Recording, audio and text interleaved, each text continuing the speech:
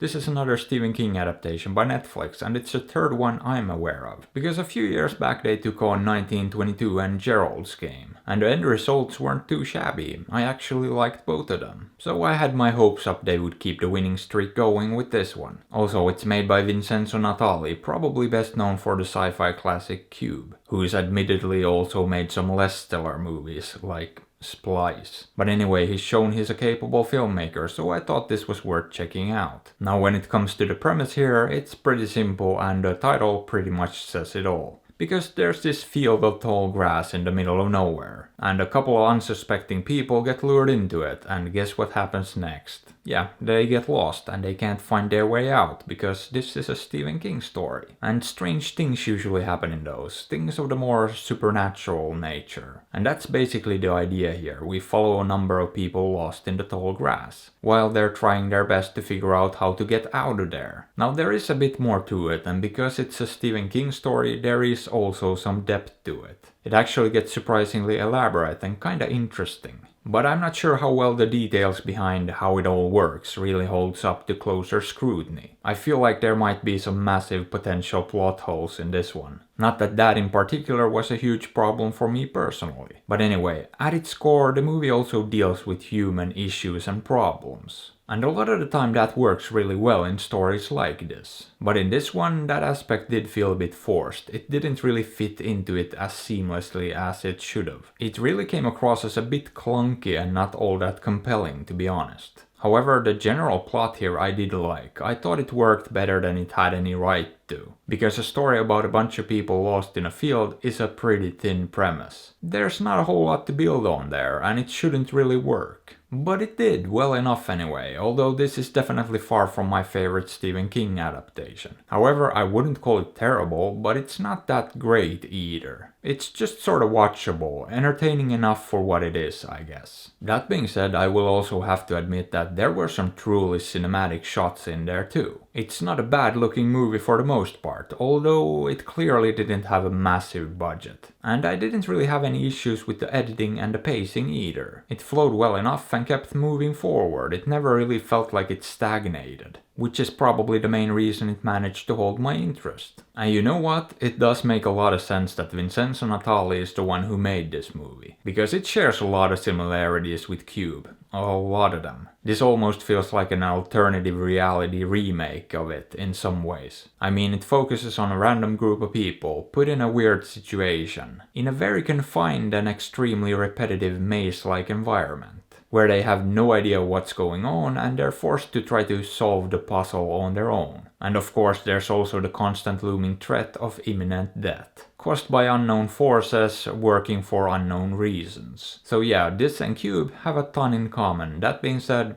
Cube is a far superior movie. Not that I think it's a flawless masterpiece either, but it's pretty good. And in my opinion took a very similar concept to this one and just executed it better. But how about it? Would I recommend this? I mean, I've seen worse. But honestly, if this sounds interesting, you're better off just watching Cube instead. So you know, I'd say it's pretty safe to skip this one. Or don't. After all, I'm not your dad. But hey, what are your thoughts on this? Have you seen it? Did you like it? Let me know. And if you enjoyed the video, maybe give it a thumbs up or sub to the channel, because that would be fantastic. And if you'd like, you can also support me on Patreon or PayPal through the links in the description. And as always, I appreciate you and thanks for watching.